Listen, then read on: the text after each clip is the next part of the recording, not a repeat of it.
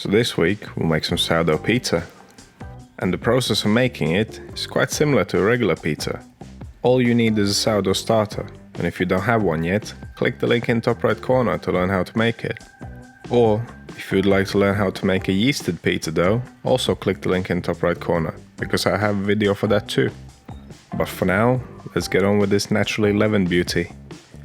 You'll find a full detailed recipe with all the weights and measurements down in the description box. So let's see what equipment we'll need. You have to bake your pizza on a solid, hot surface, so I'm going to use a cast iron skillet.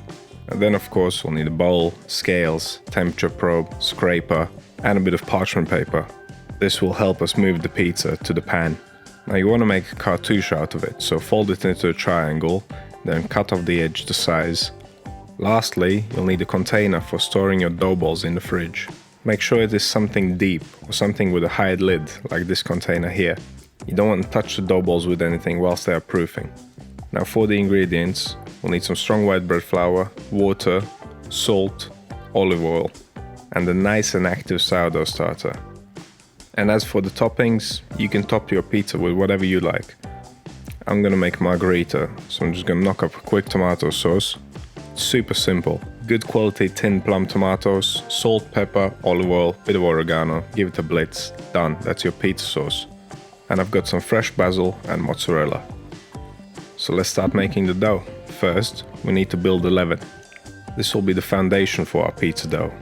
So we'll mix a portion of the total water, a portion of the total flour, and a little bit of our sourdough starter. And then let it ferment, in my case 12 to 16 hours. I feed it at a 1 to 10 to 10 ratio. Remember that every sourdough starter is different, so your one might take longer, it might take less time. It's up to you to learn how it reacts. But it's as simple as that. Just mix your ingredients until you don't see any more dry flour, cover and ferment until almost tripled in size. A strong leaven is the foundation for any successful bake. Right, so 2 to 3 hours before your leaven is ready, you'll need to do a process called Autolyse. Autolyzation is the hydration of flour. This will greatly improve gluten development. It will make it a lot easier for us to knead the dough. And it's very simple. All you need to do is mix the rest of the water with the rest of the flour, then cover and leave for 2 to 3 hours to sit. And as you can see now, it's just a soggy mess. There are two proteins that form gluten, called glutenin and gliadin. Once you add water to flour, they come together to create the gluten. So the more hydrated your flour is, the better gluten development you'll have. The salt and oil will come in a little bit later. So after the 2 to 3 hours, you'll see a massive difference. Whereas before the dough was really sticky and it would tear very easily, now if I pick it up, it's super stretchy. We have such great gluten development without even lifting a finger. But do remember, you need to get your timings right. You want your leaven to be ready at the same time as the Autolyse. So if your leaven takes 16 hours to ferment, then 13 hours into that fermentation, you want to do your Autolyse. Once you have all that done, start bringing the dough together. Add the leaven to the Autolyse flour, then we'll add the oil into that as well. The salt will come in a little bit later. Bit of a messy part coming up. Wet your hand to prevent it from sticking, then just squeeze the dough together. Squeeze it, twist it, there's no real technique here. Just mix it up in the bowl as well as you can, and then tip it out on your table. This is quite a wet dough, so we'll use the stretch and fold method for kneading it. To perform a stretch and fold, pick the dough up by one side, stretch it against the table and fold it forwards, and repeat. This is where the Autolyse step will really help you out. It would take a lot longer and it would be a lot harder to work with if we had not done that. So about 5 minutes in the kneading process, we see the dough has become nice and smooth, super stretchy, and a lot less sticky. So now we'll add the salt. All you need to do is to stretch the dough out in a thin layer. There's no real technique here, just stretch it out as thin as you can and sprinkle over the salt. And you do have to use fine salt. Large crystals will be quite difficult to work into the dough. Now wet your hands and rub them against the dough. Try to combine the salt, dimple it, squeeze it, whatever you do. Again, there's no real technique here, just combine it. And once you've given it a good massage, take your scraper, scrape it all back together. and continue on with the stretch and folds for another 5 minutes or so. Whenever you are working with a high hydration dough, to prevent it from sticking while you are kneading it, you can wet your hands once in a while. This looks about done. We can get in a bowl for its first proof. Always take the temperature of your dough when you're done. I use room temperature water, so I expect this to be around 21 to 22 degrees C. Now we can cover the dough and proof it for 1 hour.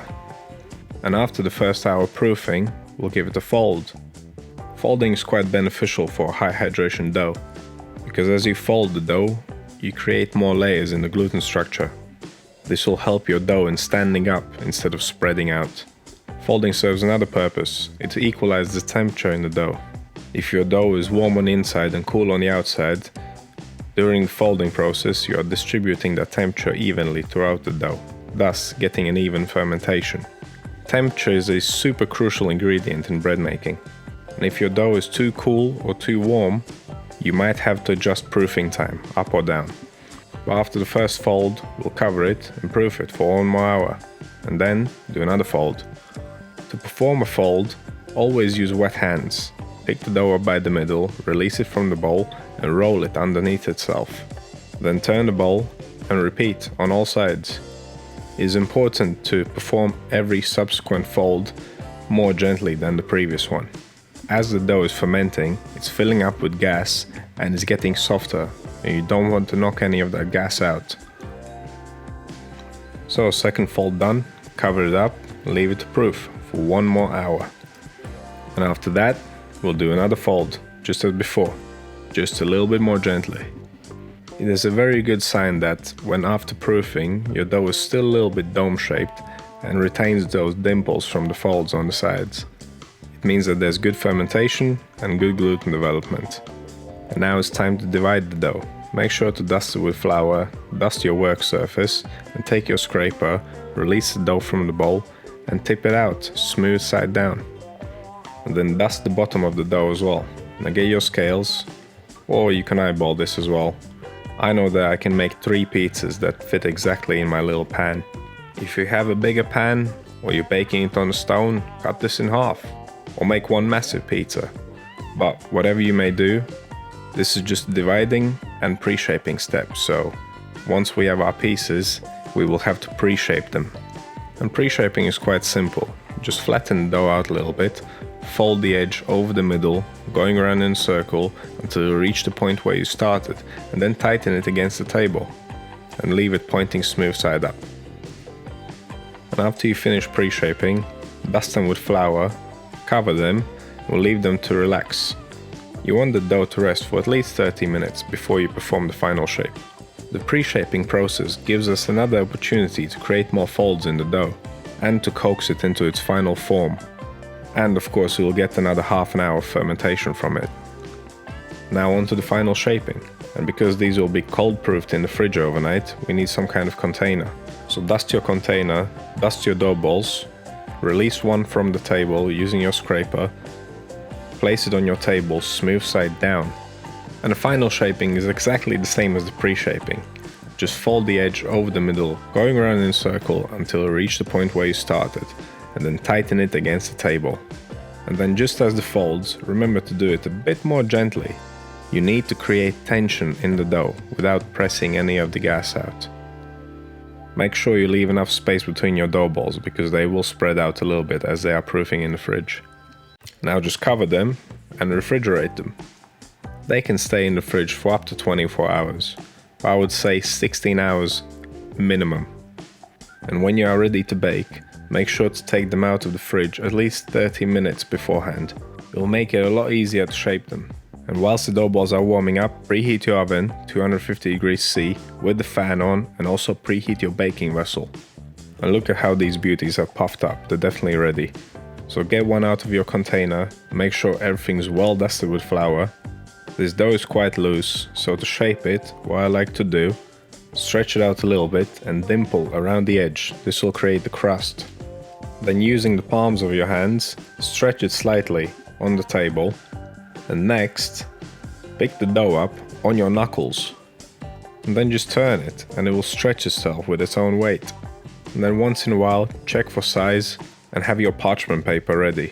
Always remember, when handling a pizza dough, use a flat surface on your hands, like your palms, like the whole length of your finger or your fists.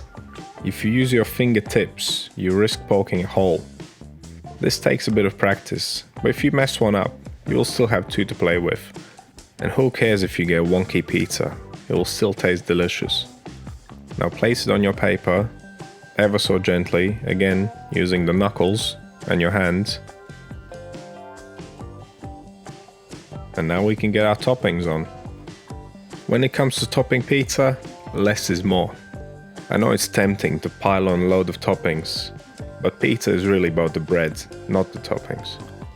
If you add too much, the base will not bake properly, and you might end up with a soggy pizza. So a couple of tablespoons of sauce, a little bit of cheese, is more than enough. Right, now comes the risky part. Get your super hot pan out of the oven, and to lift the pizza into your pan, make sure to grab the parchment paper with all of your fingers. If you lift it with just your thumb and your forefinger, the paper will fold in half and your pizza will end up on the table. And once you successfully got it in the pan, bake it for 7 to 9 minutes. And that's the sourdough pizza. It is well worth trying this recipe, it's super delicious. And as always, if you have any questions or suggestions, write them down in the comments. If you are new to this channel, consider subscribing. I release a new video on bread and all things baking every Wednesday, with the occasional video on Sunday too.